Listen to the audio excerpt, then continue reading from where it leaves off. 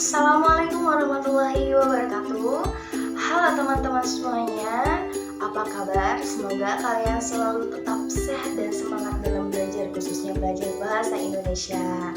Pertama, Ibu akan memperkenalkan diri.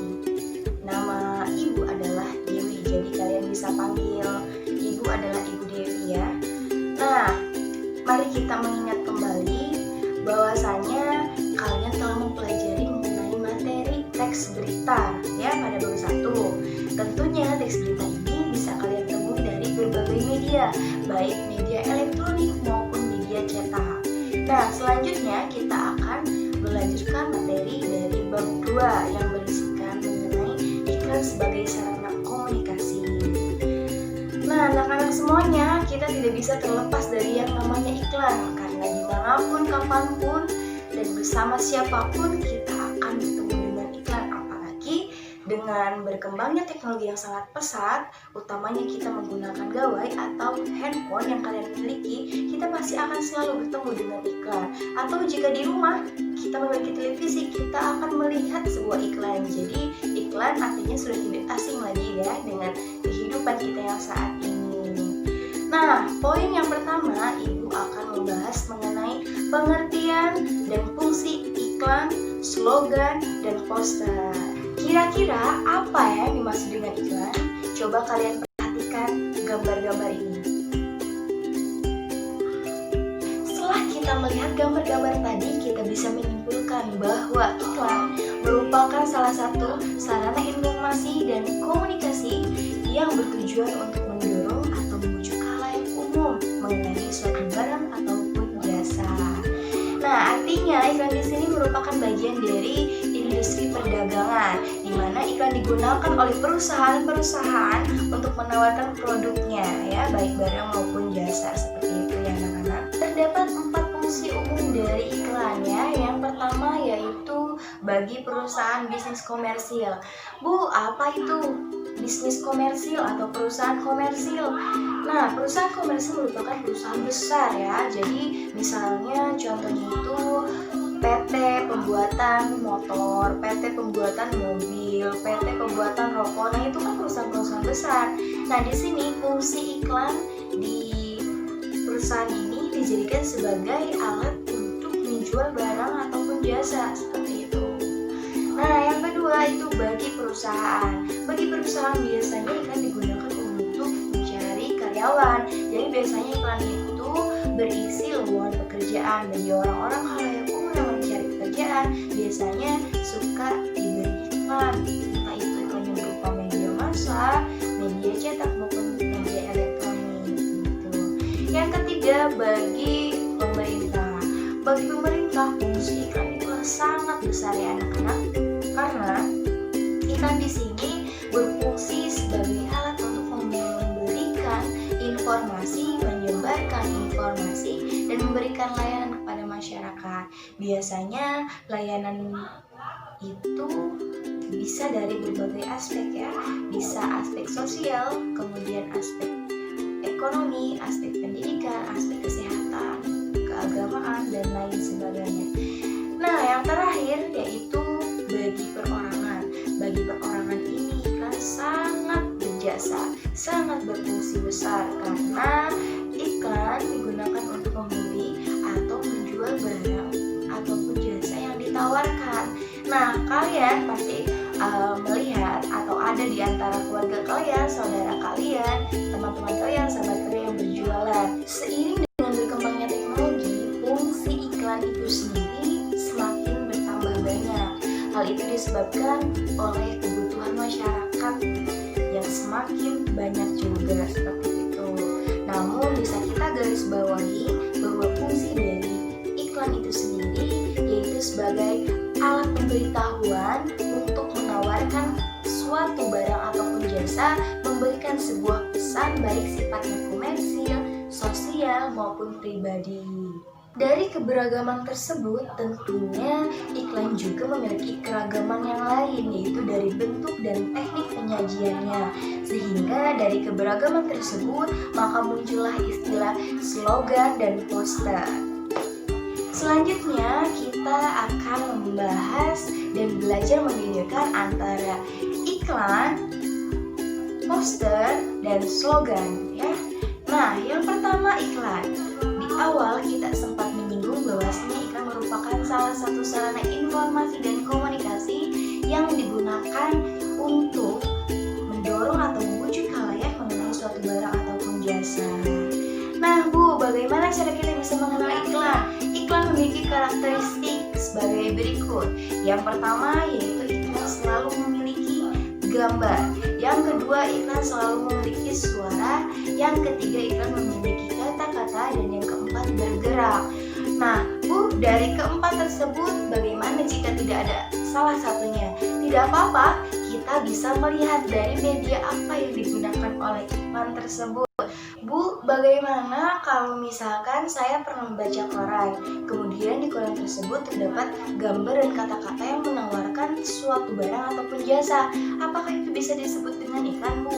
Tentu bisa, karena iklan itu bisa ditampilkan melalui media. Nah, media kan banyak jenisnya, media cetak, elektronik, maupun massa. Nah, berarti kalau misalkan yang tadi dilihat dari koran, itu salah satunya media cetak. Dan kalau untuk media cetak, berarti kan itu bisa berupa gambar dan kata-kata. Bu, misalnya saya memiliki radio. Nah, saat saya mendengarkan radio, saya pernah mendengar ada penawaran produk, Bu. Produknya itu produk sepatu misalnya. Nah, apakah itu bisa disebut dengan iklan? Tentu saja bisa, karena iklan yang disampaikan melalui radio otomatis akan ditampilkan hanya berupa suara. Jadi meskipun tidak ada gambar, tidak ada kata-kata, kemudian tidak ada yang bergerak, hanya suara, itu tetap iklan. Karena iklan disampaikan di radio tentunya pasti berbentuknya suara.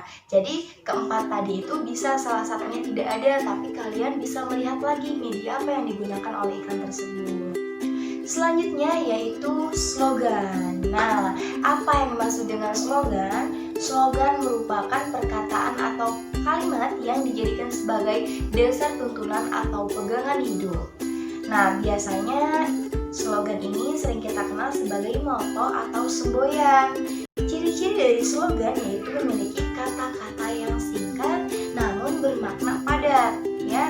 Jadi kalian bisa melihat bahwasanya slogan adalah kata-kata, perkataan atau kalimat yang singkat namun bermakna padat. Nah, Ibu akan berikan contoh. Misalnya, carilah ilmu sampai ke liang lahat. Nah, tentunya kalian di sana telah mendengarkan ya slogan itu, dan meskipun perkataannya kalimat tadi itu adalah kalimat yang singkat namun maknanya padat, dimana kita tidak boleh berhenti belajar sampai akhir hayat, seperti itu. Nah, dari slogan itu kita bisa artikan bahwa belajar itu tidak harus melihat dari umur, maupun umur yang kecil, dewasa ataupun tua, kita harus tetap belajar. Karena istilahnya belajar itu tidak pernah melihat umur. Yang ketiga yaitu poster. Coba apa yang dimaksud dengan poster? Poster merupakan plakat yang di dalamnya terdiri dari kata dan gambar-gambar yang seringkali dipajang di tempat umum. Nah, di tempat umum ini misalnya bisa di pasar, bisa di rumah sakit, bisa di jalanan umum, bisa di sekolah, bisa di tempat-tempat umum lainnya. Nah, Bu, bagaimana cara kita mengenali bahwa itu adalah poster? Ya, kita bisa lihat bahwasanya poster kita memiliki gambar dan kata-kata. Nah, biasanya gambarnya itu unik, menarik ya. Terus kalau untuk kata-katanya singkat, padat, lengkap, dan jelas, seperti itu. Contohnya apa, Bu? Contohnya misalkan seringkali kita ke puskesmas. Nah, di puskesmas suka ada poster yang berisikan tentang jauhi narkoba. Di sana katanya sangat jelas ya, terus gambarnya juga sangat menarik, disertakan contoh-contoh efek-efek dari penggunaan narkoba itu sendiri, seperti itu.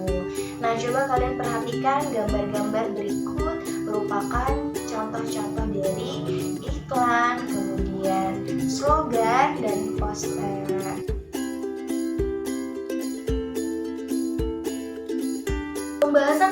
selanjutnya Ibu akan membahas mengenai unsur-unsur untuk membentuk dari sebuah iklan. Nah, di sini unsur-unsurnya terdiri dari 6. Yang pertama itu adalah sumber ya. Yang kedua yaitu ada pesan, yang ketiga ada media, yang keempat ada penerima, yang kelima ada efek, dan yang terakhir yaitu umpan balik. Yang pertama yaitu sumber. Bu, apa yang dimaksud dengan sumber? Sumber merupakan siapa pemasang iklan, siapa yang berinisiatif memasang iklan, dan siapa penyandang dana yang memasang iklan. Jadi itu lebih terfokus kepada siapa orang yang telah memasang iklan, gitu ya. Nah, misalnya kalian memiliki satu produk cilok segitiga. Nah, kemudian kalian membuat sebuah iklan. Lalu iklan itu kalian tampilkan di media massa, contohnya di Facebook, seperti itu. Nah, ketika orang-orang nanya, wah, sumbernya dari mana ya ini iklan? Ternyata sumbernya dari kalian, karena kalian yang membuat sebuah iklan tersebut, yang memasang iklan tersebut, seperti itu. Yang kedua yaitu pesan. Nah, anak-anak, pesan merupakan suatu informasi yang ingin disampaikan oleh iklan tersebut. Jadi, setiap iklan tentu memiliki pesan apa yang akan iklan itu sampaikan. Nah, bagi kalian yang membuat iklan, tentu kalian juga harus menyesuaikan dan membuat pesan apa yang akan kalian sampaikan kepada khalayak umum. Nah, pesan itu bisa disampaikan melalui verbal maupun non-verbal, jadi bisa langsung ataupun tidak langsung ya, begitu. Kemudian yang ketiga yaitu media. Media merupakan alat yang digunakan untuk menampilkan iklan itu sendiri. Nah, kira-kira iklan yang kalian temui, iklan yang kalian buat itu akan ditampilkan melalui media apa? Begitu. Misalnya tadi misalkan kalian memiliki perusahaan pembuatan baju dasar, kemudian kalian akan membuat sebuah iklan yang akan ditampilkan melalui televisi. Nah, televisi itu merupakan dari media elektronik, gitu ya. Kemudian selanjutnya yaitu penerima. Penerima di sini merupakan sasaran dari iklan. Setiap iklan tentu memiliki sasaran utama. Contohnya misalkan tadi baju dasar. Biasanya baju dasar itu digunakan kebanyakan oleh ibu-ibu ya. Nah, berarti artinya iklan yang dibuat itu sasarannya untuk ibu-ibu karena produk yang dijual adalah baju dasar gitu. Nah, yang kelima yaitu adalah efek. Efek di sini merupakan perubahan yang terjadi pada diri individu atau pribadi setelah melihat sebuah iklan. Nah, di sini Ibu kan memberikan contoh, misalkan terdapat tokoh Karim. Karim merupakan salah satu siswa yang malas belajar. Namun, ketika dia melihat iklan di televisi mengenai aplikasi Ruang Guru, dia langsung tertarik karena aplikasi Ruang Guru memberikan kemudahan-kemudahan dalam belajar untuk siswa, begitu. Sehingga Karim yang tadinya malas, dia langsung berniat akan rajin belajar. Nah, dari sana ada perubahan kan, dari malas terus rajin, meskipun baru niat tapi itu sudah ada perubahan. Artinya perubahan di sini bisa berupa perubahan pola pikir, sikap maupun tingkah laku, seperti itu. Yang terakhir yaitu adalah umpan balik. Nah, umpan balik di sini yaitu berupa tanggapan, reaksi, respon dari individu terhadap suatu iklan. Respon tersebut bisa berupa penolakan atau penerimaan. Nah, di contoh sebelumnya, Karim telah memiliki niat untuk rajin belajar, artinya dia tertarik ya. Nah, kemudian di umpan balik dia memberikan respon, karena dia tertarik, dia akan menerima. Nah, penerimanya itu dia akan menggunakan aplikasi Ruang Guru. Jadi kalian ketika kalian melihat suatu iklan atau iklan tersebut menawarkan sesuatu, di umpan balik kalian bisa menerima atau menolaknya. Itu baik lagi tergantung kebutuhan kalian, seperti itu ya. Nah, akhirnya kita telah selesai membahas mengenai pengertian fungsi iklan, slogan, dan poster, kemudian unsur-unsurnya, kemudian contoh-contohnya juga. Nah, kalian jika jika ada yang tidak dipahami, silakan bisa tanyakan langsung ke Ibu ataupun bisa tulis pertanyaan di komentar di bawah komentar ini ya. Sekian dari Ibu akan melanjutkan membuat video pembelajaran materi dari iklan di minggu depan. Sampai jumpa. Wassalamualaikum warahmatullahi wabarakatuh.